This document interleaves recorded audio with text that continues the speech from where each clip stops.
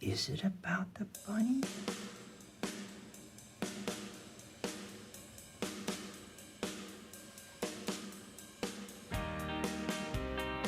No. It's not about the bunny. Welcome back to Mulholland Drive, where the deeper you look, the more confused you get, and there's no real answers. Like I mentioned last time, this is only what Mulholland Drive means to me. There isn't a real explanation, and David Lynch will never give one. In this video, I want to look at the characters, how they interact with each other, and how they exist between worlds. This is all going to be built around the framework that I built up in the last video using David's clues. So if you haven't, you should watch that first. A lot of what's coming up is going to be taking all that for granted. If you just need a quick recap though, essentially, Diane was in love with Camilla, but Camilla used sex to get ahead in Hollywood and eventually ditched Diane to marry a director. Diane was so hurt by this that she hired a man to kill Camilla. This made her feel guilty and she went to bed and had a crazy dream that attempted to soothe her guilt. Then she woke up and killed herself. Great, we're all caught up now. The easiest base level to begin understanding all these characters is in kind of a Wizard of Oz type sense. Dorothy wakes up and you were there and you were there and you were there. Camilla becomes Rita, Diane becomes Betty, the grumpy guy from dinner becomes Castiglione, so on and so forth. But this is really surface level and it only gets you so far. Being able to say that Castiglione is Grumpy Angelo isn't really compelling or satisfying. And then you get people like Mr. Roque that don't have real-world versions at all. I feel like quite often in fiction, dreams are treated as alternate parallel worlds without really dealing with one of the most interesting aspects that makes dreams unique from, say, an alternate dimension or the Matrix. A dream is an entire world crafted and experienced simultaneously by the same mind. The dreamer is everything inside the dream. The people, the cars, the houses, all come from one place. Everybody is built from Diane's mind, both her conscious and her subconscious. So, with that in mind, let's take a look at our characters. First up, we've got Rita. Rita is obviously a representation of Camilla, but as I touched on in the last video, this version of Camilla is wish fulfillment for Diane. She looks like Camilla, but unlike the real version, she's totally helpless. She needs Betty to survive. A reversal of how Diane needed Camilla to survive in Hollywood. This version of Camilla wouldn't ditch her. This version of Camilla also survived the attempt on her life. But as much as Rita is an alternate Camilla, she's also Diane. I think the wig that she puts on later in the movie is a clue to this. At the time that she goes to bed, Diane is plagued by her guilt over the hit. In Rita, not only does she get a way for Camilla to survive, but also she's representative of Diane's desire to forget what happened. Aunt Ruth is interesting. I think she exists as a piece of Diane's subconscious. To me, she seems like the part of Diane that's trying to realize that she's dreaming. She leaves in the beginning of the dream. The only times we hear from her, she seems to be concerned that Rita is around and the status quo has been disturbed. She only actually appears again at the end once Rita disappears, right before Diane wakes up. Kind of like how you often realize that you're dreaming right before you wake up. Aunt Ruth doesn't really have a real-life counterpart because the real Aunt Ruth is dead, but we do learn that her inheritance to Diane is what paid for Diane to go to LA. Next, Dan and Herb. At first, these guys just seem like meaningless inserts. Just some guys that Diane saw at Winky's one time. And they seem kinda out of place in the movie. The dream that Dan talks about seems kind of like nonsense, until you think about it like it's not Dan talking, it's Diane. And I'm scared like I can't tell you. Of all people, you're standing right over there, and you're scared. I get even more frightened when I see how afraid you are. The scene becomes about Diane being scared while ordering the hit and then seeing Dan, if that is his real name, and thinking that he knows something about it, which scares him, and then the fact that someone else might know scares Diane even more. But that's not all the scene is about, so I guess it's time to bring up the homeless man. I'm just gonna call him the bum. I know it's rude, but it's so much easier to write and say. So anyhow, the bum does not have a real-world counterpart. Even though we do see him after the dream, I think that's still an image from Diane's mind. Dan says that it's the bum that's making everybody afraid, and he can see him through the walls. Dan also says that the thought of the man gives him a god-awful feeling. That really makes me think of guilt. When he confronts the bum, he dies.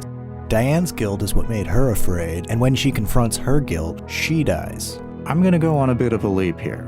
What if there was also something behind the Winkies that Diane was checking for and wanted to make sure that it wasn't there to soothe her own god-awful feeling? We know that Joe was going to leave the key for her somewhere, the key that was a message that Camilla was dead. Could it have been behind Winkies? At the end of the movie, the bum's face fades into Betty's, and I think this is David's clue that they are one and the same. Next, we meet Betty. Since she's also played by Naomi Watts, she's our most direct link back to Diane. Diane had become bitter and jaded. She felt used and used up by Hollywood. In Betty, she gets a bit of a second chance. She's the younger, innocent version of Diane that's still excited about Hollywood. This can kind of be seen with how she's wearing a sweater that's too small for her.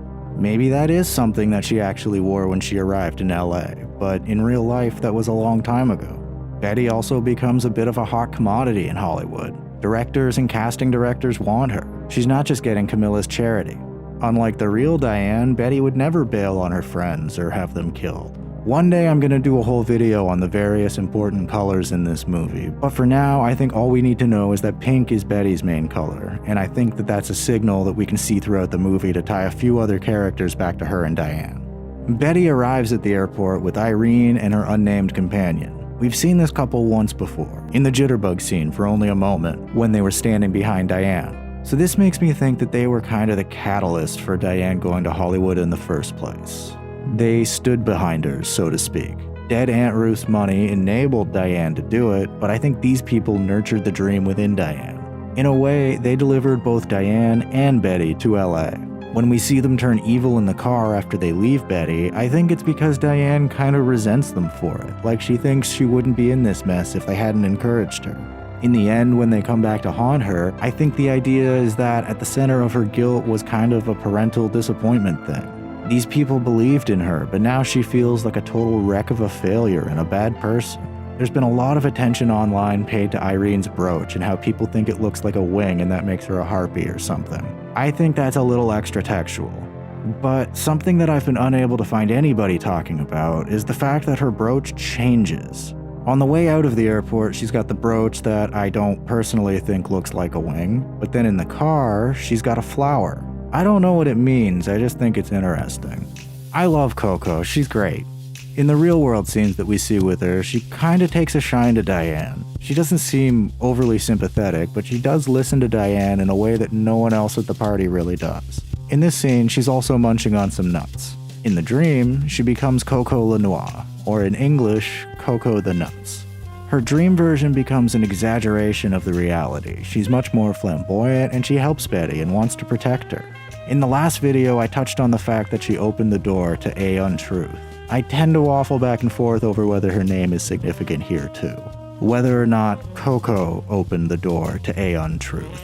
Adam Kesher is a really fun character. I think Justin Theroux does a good job. He seems pretty similar in both the dream and reality. He's a director in both, and his wife cheats on him with the pool guy in both.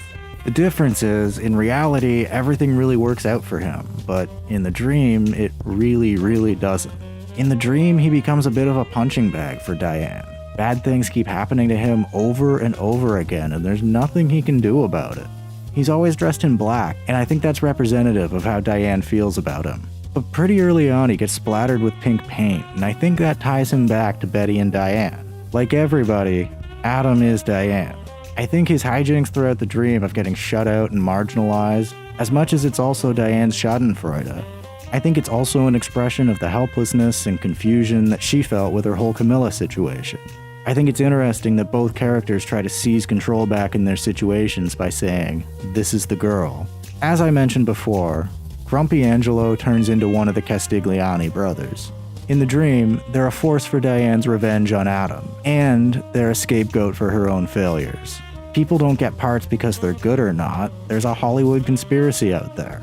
So anyhow, these guys come in and tell Adam that he has to put blonde Camilla in his movie, and he's got no choice. One of them takes a drink of delicious coffee that he immediately spits out, and the other guy screams, "Help me." At first, this just comes off as Lynchy nonsense, but I think the coffee and the screaming are our clues that these guys are Diane. Walk with me here a second. Castigliani comes from the scene where Camilla and Adam announce their marriage. Diane sees him across the way. What happens to Adam is an emotional parallel to what happens to Diane, and this scene is a counterpart to the Castigliani meeting scene. In this scene, not only is Diane sipping on a coffee, which could then be associated as bitter in the dream, but the mug even says SOS or help me on the side. I think blonde Camilla represents a few things all at the same time. In the dream, I think she's a stand-in for 3 people. Maybe the most significant is her namesake, Camilla Rhodes. In Diane's dream world, blonde Camilla only gets picked for the part because of the spooky conspiracy. This is a way for Diane to feel better about parts in real life that Camilla got instead of her. Next, there's the Wizard of Oz type connection to the girl that Camilla kisses at the party. The dream audition then becomes a little more abstract. It's not about a movie audition. It's about why real Camilla picked this girl instead of Diane. Finally, I can't help but wonder if the blonde hair is a tie back to Diane. She wants to enjoy that success and she doesn't care that the road there might have been dishonest, especially when we factor in that she beat out a talented brunette for the role. Next up, we've got Joe. He's a character that I still have a few question marks about. In real life, Joe is the guy that Diane pays to kill Camilla. He seems put together and in control. He knows what he's doing. In the dream, he seems like he's also a criminal, But he's tasked with finding Rita to clean up the failed hit. but to soothe Diane's guilt, he seems kinda dumb and he's constantly messing up. In the scene where he goes to talk to Lainey the prostitute, it's outside a place called Pink's, and I didn't mention it in the last video, but there's another sighting of the red lampshade in the window. Both of which point back to Diane, because like everybody, he is Diane. I think he's a representation of no matter how hard she tries, things never seem to work out for her. It's a way for her to give up control over her failures. Another thing I didn't mention in the last video was the ashtray under the red lamp. First off, it's not the same ashtray that Diane's neighbor left her. It's also filled with butts that have orange filters. Diane is never shown smoking, and Adam and Camilla smoke white cigarettes. The only person who smokes cigarettes like this is Joe. So I wonder if Diane had some sort of relationship with Joe before meeting him at Winky's. It could be possible that that phone is even at Joe's place because I haven't been able to locate it at all in the wide shots of Diane's apartment. And in that scene outside Pink's, we also have Lainey and her pimp. I think we can tie these guys back to Betty and Diane in the same way as Joe. I don't think the pimp is super important, he's almost like an extra. But I think there are some parallels between Lainey and Diane. I don't think it means that Diane had literally become a prostitute, as many have claimed. I do, however, think it's a reflection of her feelings. She feels beat down and used up by Hollywood. She feels like a prostitute. The next bunch of characters I'm going to talk about as a group because I think they're all pretty similar in function. Namely, I'm talking about Mr. Roke, Louise Fletcher, Cookie, the cowboy, and the magician. Perhaps interestingly, none of these guys really have a presence in the real world, except for a fleeting glance at the cowboy. I think all of these guys exist as parts of Diane's subconscious, trying desperately to tell her things that she's trying to hide from herself. Mr. Roke's phone chain ends with an attempted call to Diane's phone with the intended message that the girl is still missing. In the dream, he's talking about Rita escaping her accident, but as a message to Diane, it means Camilla is missing. Diane's phone is unanswered because this truth must stay obscured for a little longer. Louise Fletcher gives a similar message when she shouts about Rita being in danger. Cookie has 2 roles. In his first appearance, he tells Adam that 2 guys came by looking for him, and that whoever they were, the people who were looking for him know where he is. This is all about the Hollywood Mafia conspiracy. But later on, we find out that 2 detectives had been looking for Diane. Cookie is the voice inside her saying that they're gonna get her. In his second appearance, he introduces the singer at Silencio. And as I said in the last video, that song is all about unrequited love and heartbreak. I think this is Cookie reintroducing Diane to her grief. The cowboy gives a message to Adam that the problems in his life are largely a product of his own bad attitude. And if he fixes his attitude, things might work out a bit better for him. In the dream, this refers to Adam working on the movie, but Adam is Diane, so this is a message for Diane about life in general. Lastly, the magician exists to reveal the truth that Diane has been guarding from herself most of all, that this world that she's constructed is a fantasy. And I think that's everything. This has already gotten way longer than I'd intended, but that's what this movie does. One second you're trying to figure out Irene's brooch, and then the next you're like, yeah, but what about the ashtray? And you just keep spinning around. And then there's some things that I think are going to be better to discuss a little later down the road, after we talk about some other stuff first. But I think we've covered enough ground for today. That's all I've got for now. Come back on Saturday for Something About Lost Highway. I know you hate saying what things mean in your films, but am I right in thinking that that's at least in the right area? No.